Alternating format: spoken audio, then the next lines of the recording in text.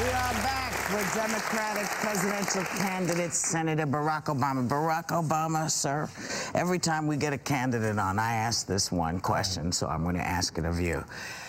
What are the first 3 things you will do if you are elected president? First 3 things. I'm going to call in the Joint Chiefs of Staff and the relevant commanders and the Secretary of State, the whole national security apparatus, and give them a new mission, which is to responsibly and honorably begin a withdrawal from Iraq. I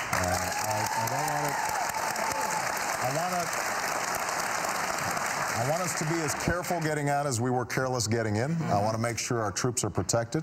I want Iraq stable, but I strongly believe that the only way to stabilize it is to make sure that the Iraqi government actually functions and that there are political accommodations between all the factions. And I don't think they'll do that as long as we are there to keep the lid on things. I think that they have to have a sense, you know, we're going to take responsibility. That's number 1. Number 2, I want to put forward legislation that would give every American health care.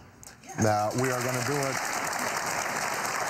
If you've already got health care, then you keep your health care, and we will work with your employer to try to lower your premiums, because people are getting killed with premiums. I mean, even if you've got health care, you're seeing it go up and up every year, and a lot of people, they now have deductibles that are so high, they never go to the doctor except for emergencies. And we've got to get back to prevention and making sure children are getting regular checkups. If you don't have health care, we'll set up a plan similar to the one I have as a member of Congress. You can buy into it. We'll subsidize you if you can't afford it. You won't be excluded for pre-existing conditions.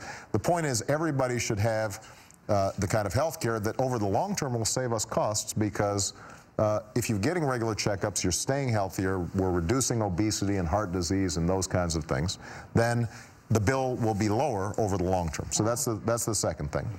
And the third thing is, I really think that we've got to deal with our energy crisis. Now, everybody's personal crisis is $4 a gallon gas, which is maybe coming up this summer.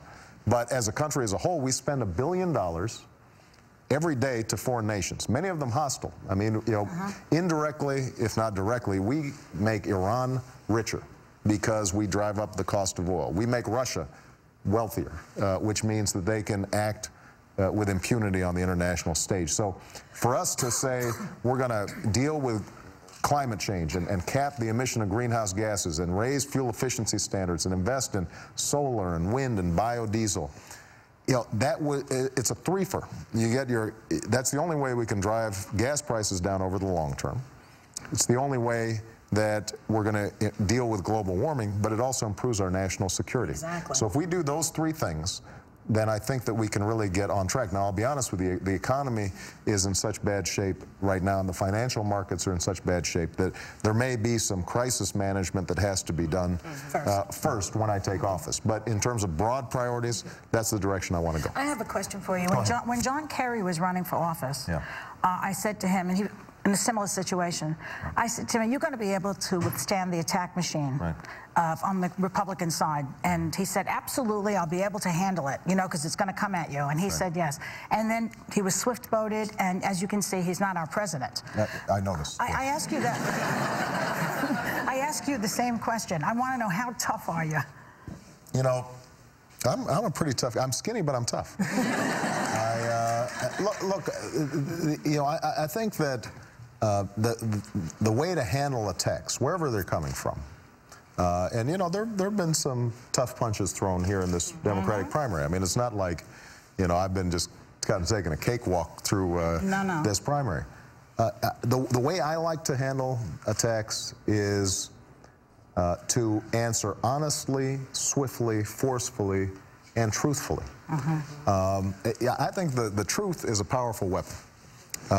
And when you say what you really believe, and you don't exaggerate, and you don't try to respond to attacks by doing the same thing to other folks that they're doing to you, it can actually be disarming. You know, take the high road. Take the high road. And a lot of times, one of the ways that I've been able to forge a lot of good relationships with Republicans, some of the most conservative in the Senate, is actually, I listen to them. But you know what, and sometimes they're actually right. Kerry tried to take the high road. No, but you know what happened? You remember on the Swift Boat thing, for about 2 weeks. He didn't answer quickly enough. He didn't answer quickly enough. Yeah. And you've got to be out take the there. high road fast.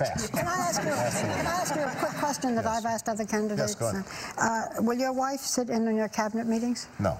She doesn't want to because, you know, Michelle is as talented a person as I know, and everybody knows now that she's a better speaker than I am. No, you're good too. But she's very clear about her priorities, and her biggest priorities are our 2 children. And she wants to, first of all, be a good parent.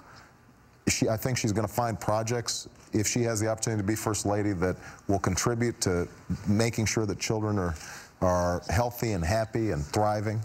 But she doesn't have a burning desire to be sort of a policymaker on a day-to-day basis. That's not sort of her character and what her passion, where her passions lie. You know what I have a burning desire to do right now? What's that? Take a break? Yeah, we got to take a break. Take a break. We'll be right back with Senator Barack Obama.